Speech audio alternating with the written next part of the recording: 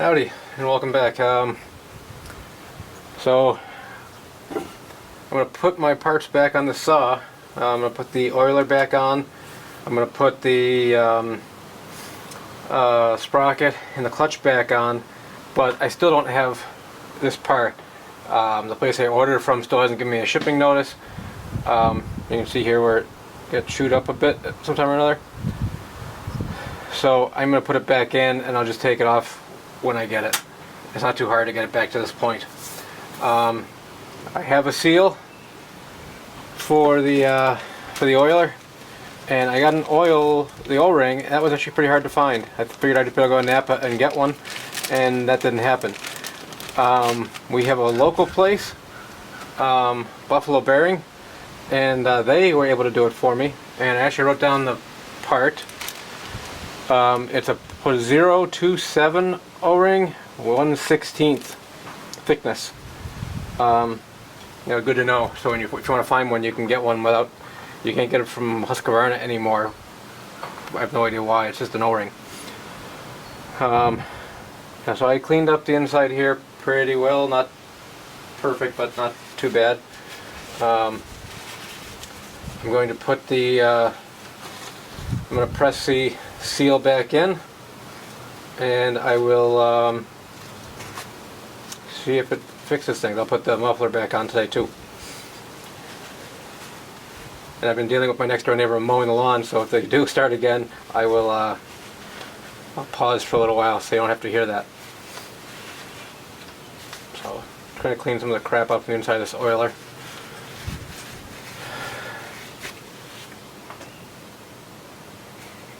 That's pretty good. So here is the seal,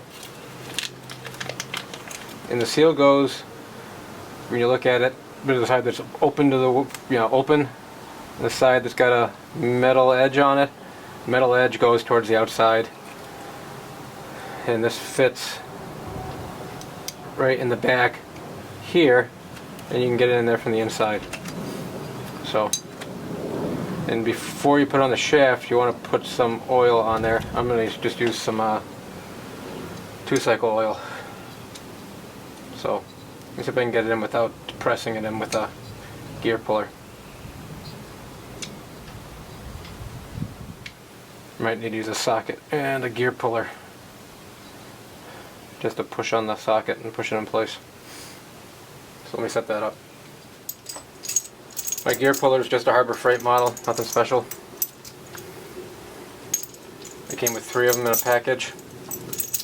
I believe this is, maybe not the small one, maybe the middle one. 19mm socket backwards, and you want it to be on the metal, not on the rubber.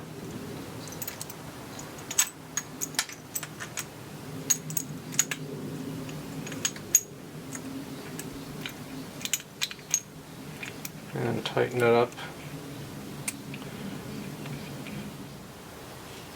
so I'm not on the rubber. Put this one just a tiny bit.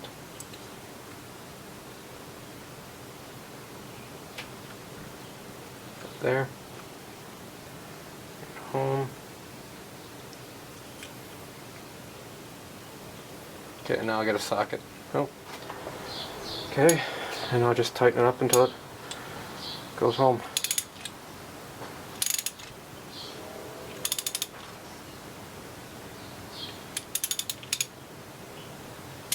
And we'll loosen it up a tiny bit because I'm driving it a little bit crooked. Okay.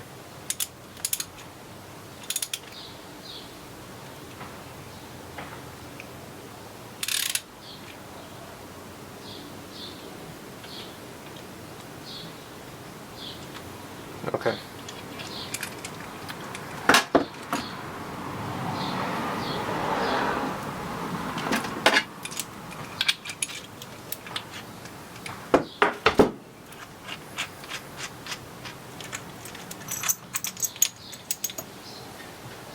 Okay, for assembly lube, I'm using 2-cycle oil because I figure it's what goes in the engine anyways. and it should help the seal slide onto the shaft without having it turn or twist or anything like that. I'm going to put some on the O-ring right over here. I just put a drop of it on the inside this rim. I want to get it inside.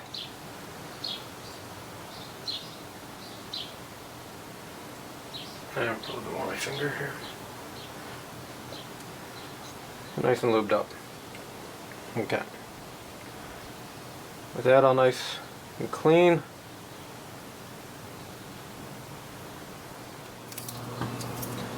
okay, so a trick I read to get these seals on, if you happen to have old film around, you have to get over this ledge here, and my seal's rolling around that ledge.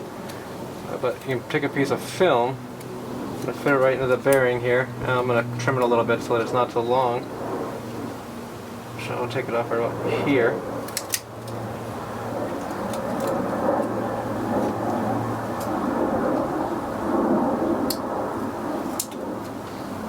Okay. And I'm going to slide it into the bearing as much as I can.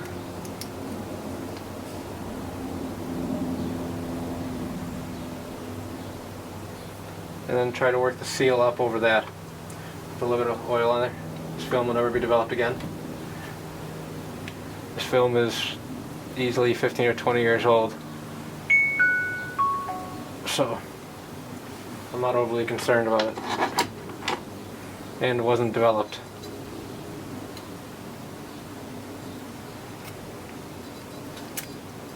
I put a little bit of oil on there.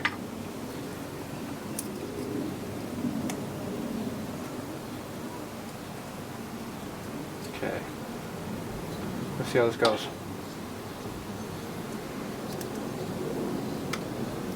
Slide it into the seal. Okay. And now the seal should just slide up over. Nice. Let me try tightening these screws down, and I'll pull the film out afterwards.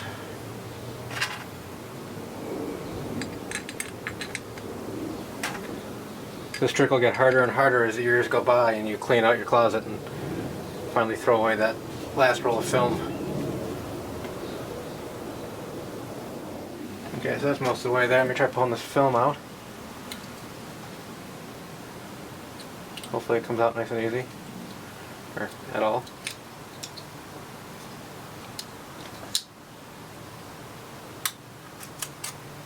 There you go. And then take a look at your seal. It should be nice and flat and it shouldn't be rolled. I can see here, it's impossible to see in the camera, but I can see the ledge that the crank has right inside here and that the seal sits on. So now I'll take these home.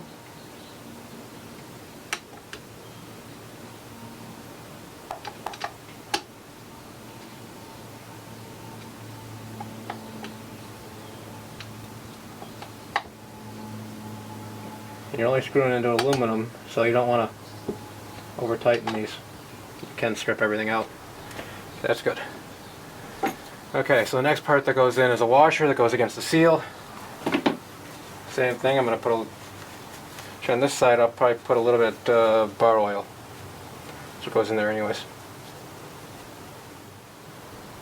Okay. Next part that goes in is the brass worm gear, and the engagement lugs go out. I will put bar oil on the inside of here. It'll get lubed up once this thing starts kicking.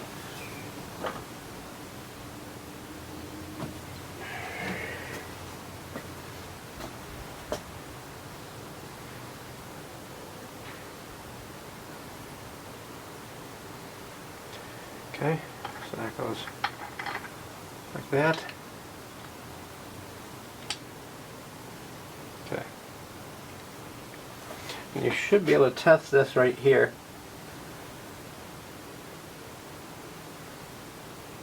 Make sure you're turning, and you should get oil Okay. Using the manual oiler to help prime it after you've drained all the system makes it go faster. So now I can see oil coming out here. So I'm going to clean that up just so I don't create a little mess. You should check around your pump to see if you're getting any oil anywhere else. I'm not, so that's good. So I'm going to pull this back off, keep this together. Next part that goes in is this gasket that I'm eventually going to replace.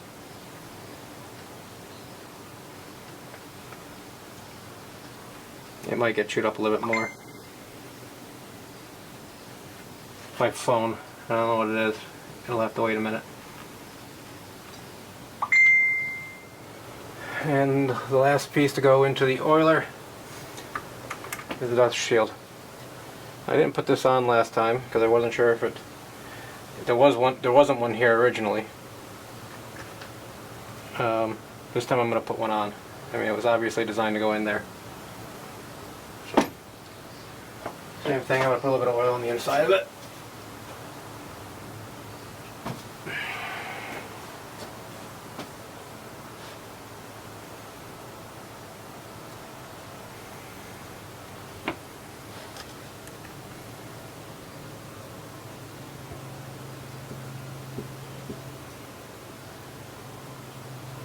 Okay, I'm going to pull the spark plug out so there's no compression. I can turn the motor over nice and easy.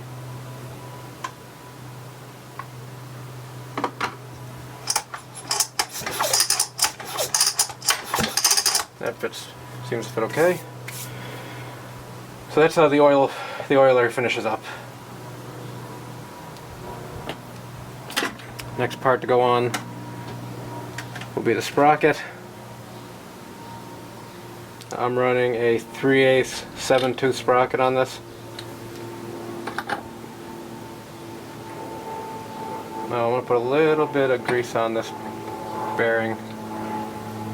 Maybe we'll get some grease.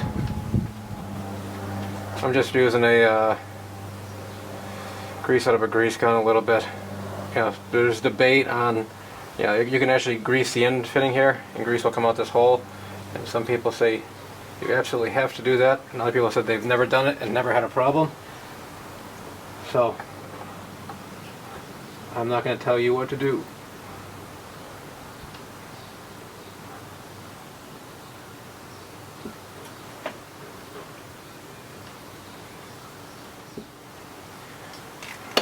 Now I'll install the clutch. Make sure the outside edge is clean and dry. Take a clean rag. It's been sitting around in an oil pan like mine has. Just wipe off all the clutch surfaces.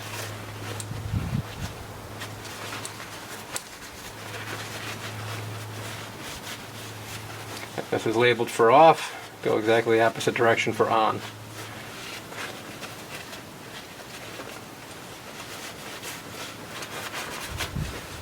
Okay. Basically, this is a reverse thread.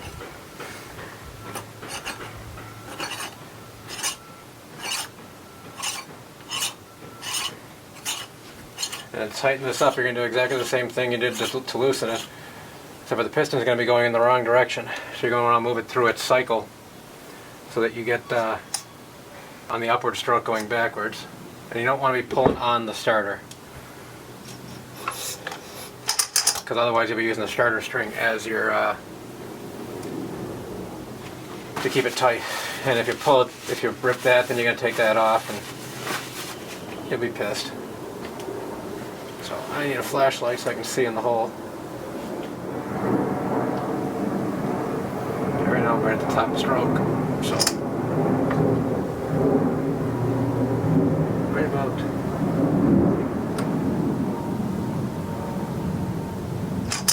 here. If I put rope back in there, start tightening it, should be good to go. And I'm not going to put the case top on for this because I'll be taking it off to replace that one piece once it comes in. So this is a 19mm.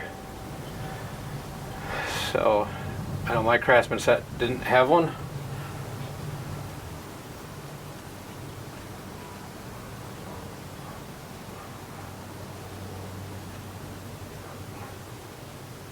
if the newer ones. Mine's fairly old. It's about 15, 20 years old. Gonna jam that rope in there. You're gonna twist. It should become nice and tight. And I'm positive there's a proper torque setting for this. I just tighten it up. And where I put the 19mm socket. You want to unloosen.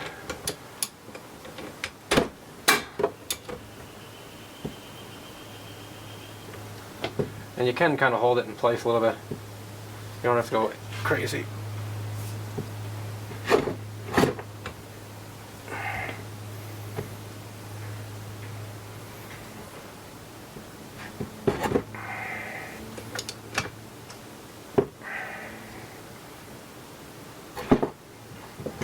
Okay. That should do.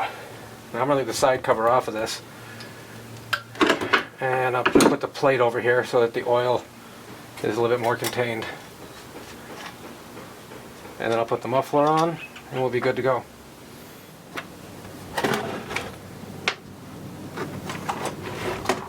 Okay, the reason I pulled the muffler off was I was getting, you can see here it was leaking on the top, it was leaking on the bottom. I cleaned the engine up a little bit and pull these out.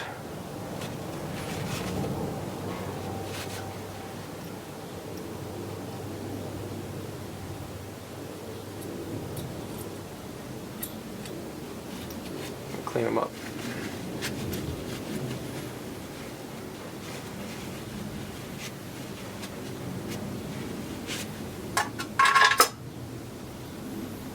Okay.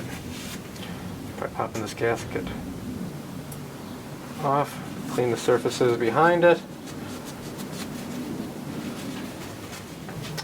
So this is a really cheap stone from Harbor Freight. I think they cost a couple bucks. But it ensures I stay flat if I can get it in there. If I get the clearance. I can also use the side. It'd be two different grits, but I don't think it's, I'm just looking to clean it up.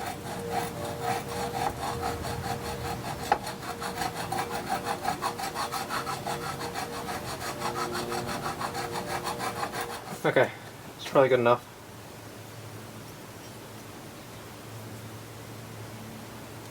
So I want to use a copper coat gasket compound. I heard this would help.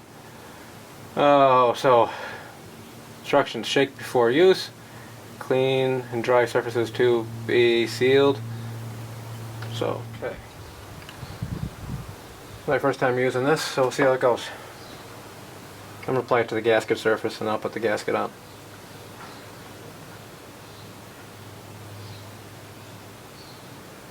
I'm going to clean up any goop. Anything over here.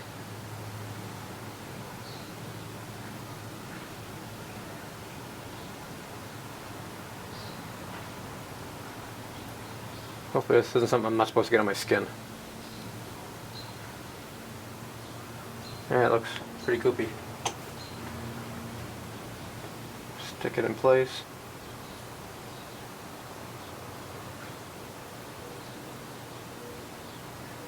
Get the stuff on the inside here.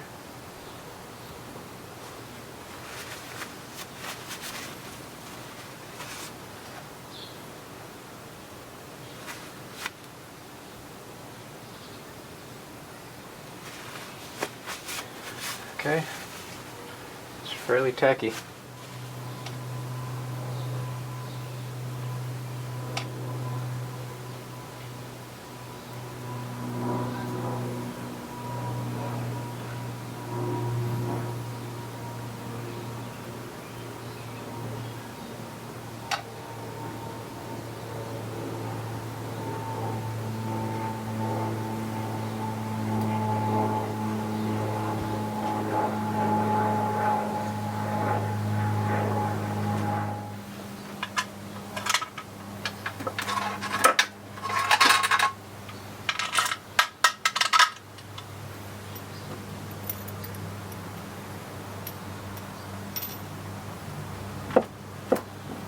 I'll just get these finger tight until I get the socket.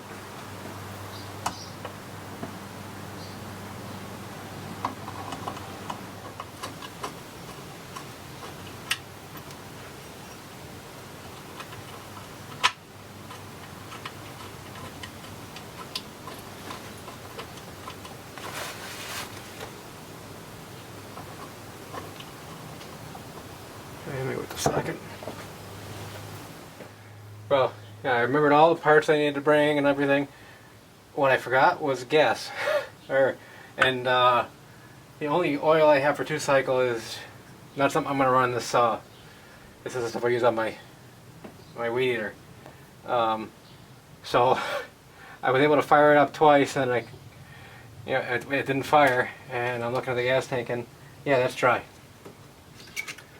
So I will. I think I'll post this part, and then I'll bring it down to the cabin maybe this weekend, the way it is right now, and I'll just plan on taking it apart again to get to that one piece.